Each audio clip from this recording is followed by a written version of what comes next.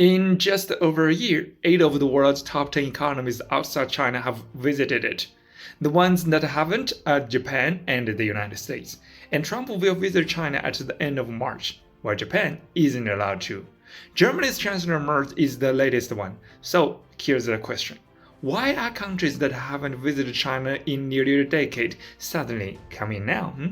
In the past, the US pressured them with either with us or against us, so they didn't dare get too close to China. Now they feel the US government is becoming a paper tiger and they are starting to resist. What a changing world, right? Take Germany for example. China is Germany's largest trading partner, while the US is only second. Merz even brought 30 top German cooperative executives with him, like Volkswagen, BMW, Siemens, Bayer, BASF, Adidas, and more.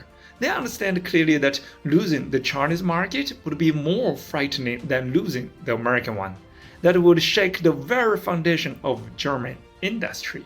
Interestingly, on February 18th, Merz declared that China's foreign policy has never been so aggressive in 3,000 years. He said bluntly, "We see China as a competitor. The idea of treating it as a partner is naive," and added that Germany will not welcome China with open arms. He also questioned China's economic model, accusing it of overcapacity, massive subsidies, and unfair competition, refusing to recognize China's market economy status, and using that as grounds for frequent anti-dumping investigations.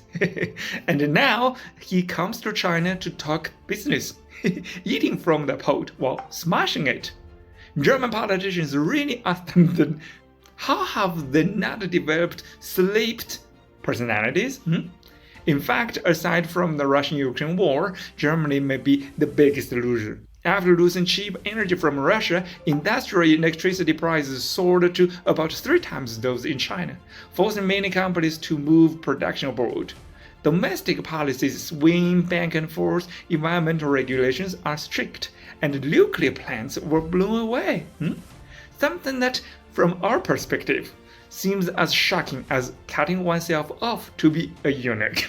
German manufacturing has already begun an irreversible hollowing out. If India will take Germany's place in the near future. Of course, we know that criticizing China is business. It's used to comfort Europeans and Americans. But visiting China is also business, right?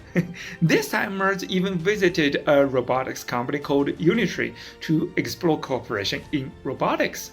Isn't that a bit late? Promoting a China threat theory on one hand, a China collapse theory on another, while also visiting China to seek cooperation? Arrogant yet humble at the same time. You see, isn't international politics very dramatic?